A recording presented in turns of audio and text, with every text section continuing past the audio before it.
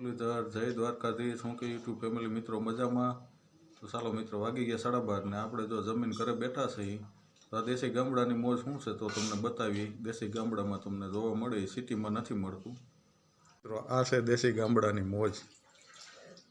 ચકલીઓ આવે, ખિસકોલું જો ઈસકતા પાણીના કુંડિયામાં રોટલી અને ખાય છે। આ દેશી ગામડાની મોજ છે મિત્રો।